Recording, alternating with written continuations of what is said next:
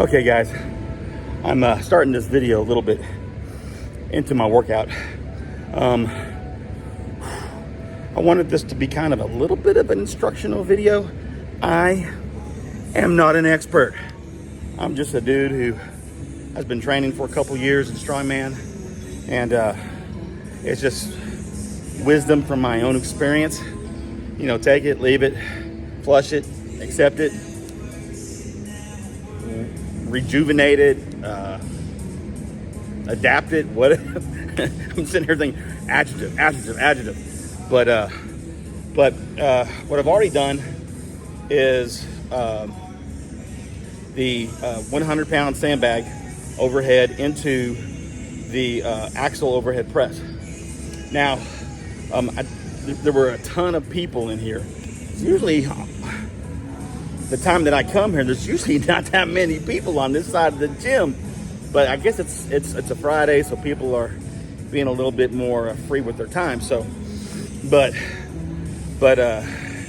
like I said before, I just you know, I don't want to accidentally film someone and them being uncomfortable or something like that. So I try to do my best to kind of get it in between.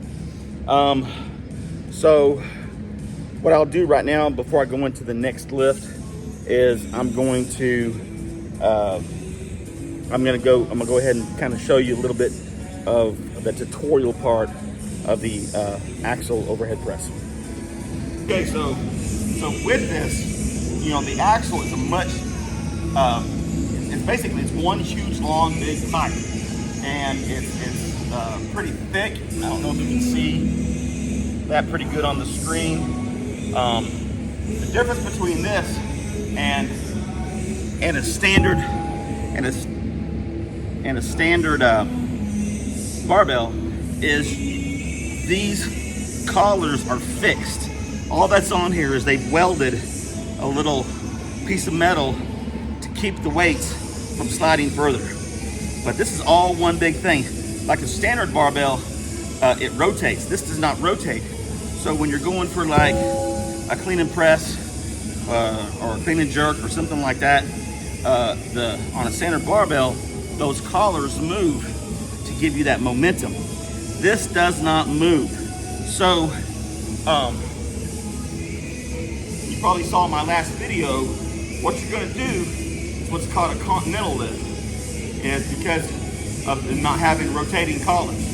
So you're down here almost kind of like a deadlift, but instead of just coming up like a deadlift to your hips, you're going to have a little bit more explosiveness in your pull. So you're here and you're exploding to this position. Now, depending on if you have a tummy like I do, it's not necessarily a bad thing in Strongman, but you can be more trimmer. I'm actually trying to lose a little pound myself to kind of thin this up. But you can either, and depending on the contest that you're in, the rules may vary, but you can pull this up to this position where you're resting on a shelf on your belly. Or if you don't have a big belly and you have a belt on, which you should, to protect your back, you can rest it. Of course, I don't have my belt on right now, but you can rest it on the top of that belt. So from this position, all it is a little bit of dip, and you're kind of flipping like this.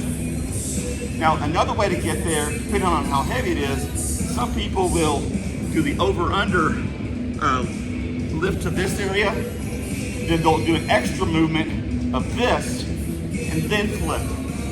I don't like the overhand under. I'd rather have a better grip, pull it up, plus it's one less step. So once you're here, you go to the flip, and then you're set to press. Now remember, when you go to lift, you can't lift like this because you're hitting underneath your chin, because you don't want to go out and over. That puts too much strain. You want to lift straight up. So how you compensate for that, you look up to the stars and you go, "Dear God, please let me lift this." And you move your chin out of the way. Then do a little bit of dip, push up, and as you're pushing up, you can put your head back to normal. Just remember, as you're coming down, to tilt that head back, or you're going to clock yourself on top of the head And if you got significant weight, you're not gonna feel so good. So you're back here, your neck back, up, and you can do it for reps. There are some contests where you have to go all the way back down for each rep and then start the whole process over again. So that, my friends, is the axle clean and press. All right, now on to the next one.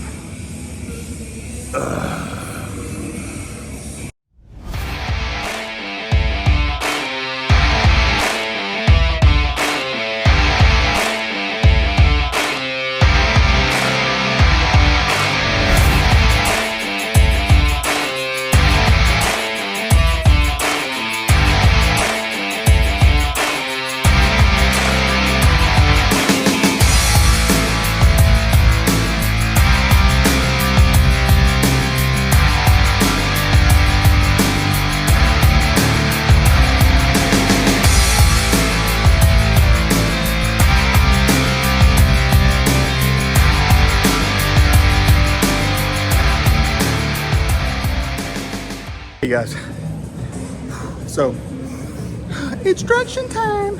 All right, so with the yoke carry, what you want to do, it's almost kind of like, think about doing kind of a squat, and when you get under it and you're picking that squat bar off the rack, so you get that little dip and then upward. Now with this, you really want to watch your height of the difference between the bottom of the ski and the ground.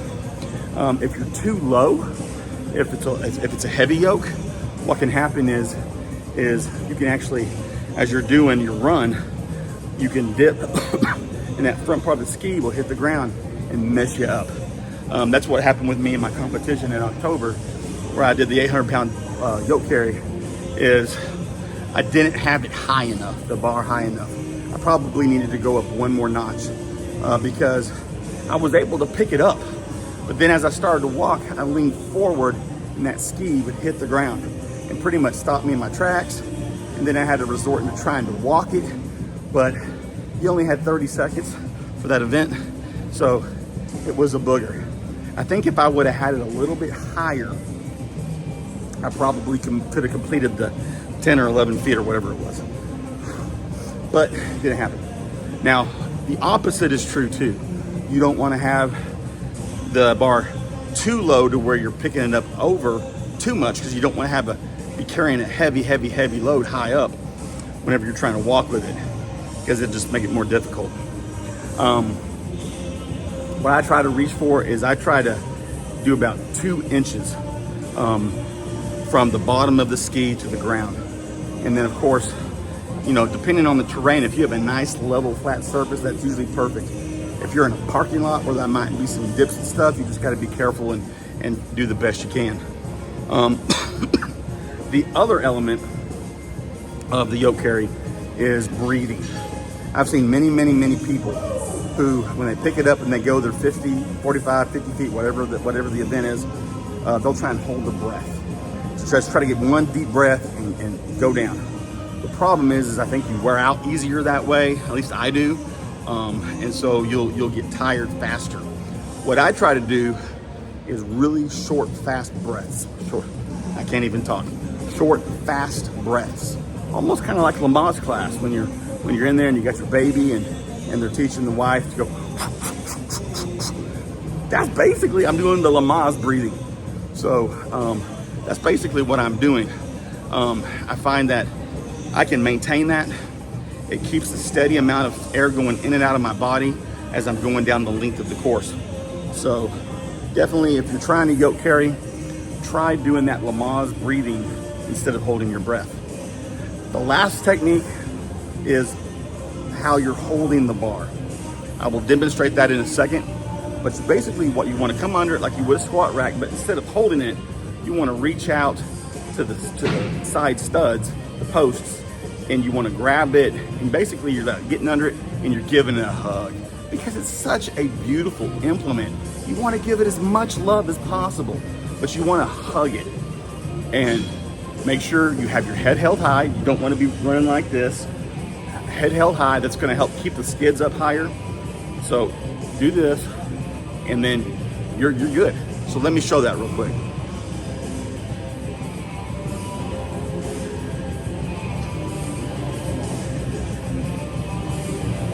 So I'm in here like I'm preparing, you know, like here, I'm preparing for a traditional squat. But like I said, you want to hug the implement. Okay? And it's just a matter of up. Now, depending on how heavy it is, you can even, if you're going up, make that first step.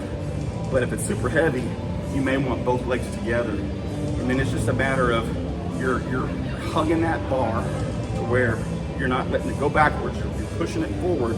You're hugging it. You literally are hugging it. And then whenever you're going, you want to make sure, don't try, especially if it's super heavy, don't try and make big steps because you'll get off balance. I find that you want to do really quick, small steps, and that should give you a successful yoke carry.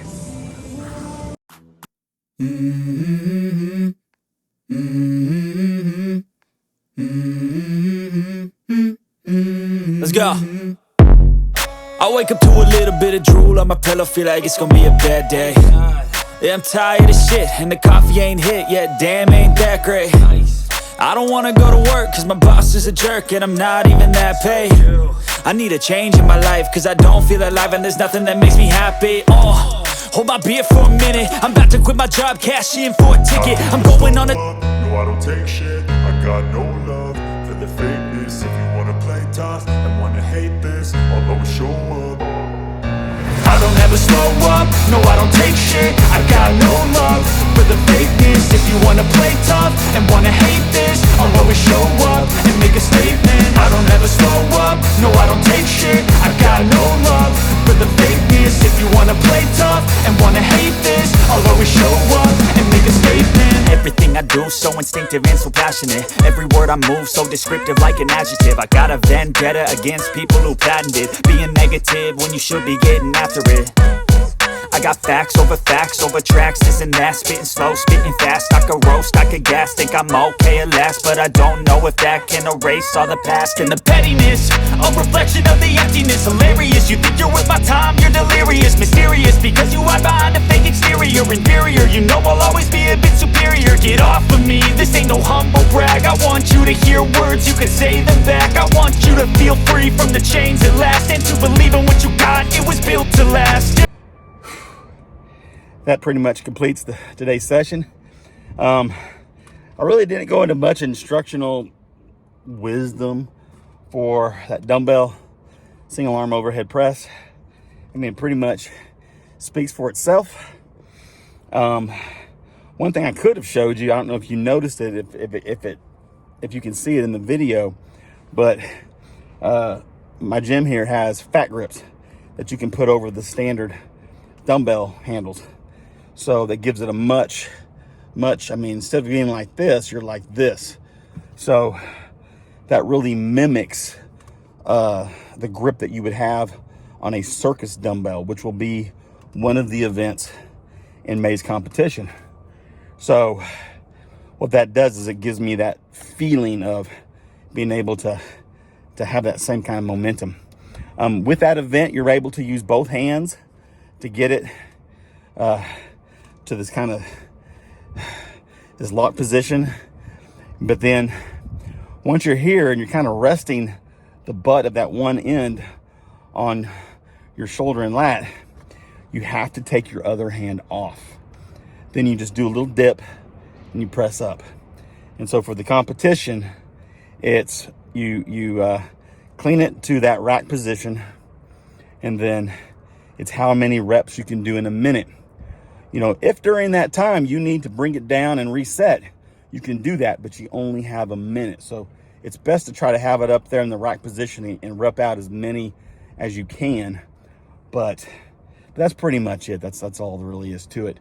You also saw before I did the dumbbell presses, I did 4 sets or 4 rounds of suicides.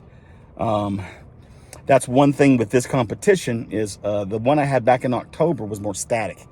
You went up there and it was the best reps of 3, or the best weight of 3 reps, something like that. Anyway, this one, there's several competitions where, there's several events. You can tell I'm tired.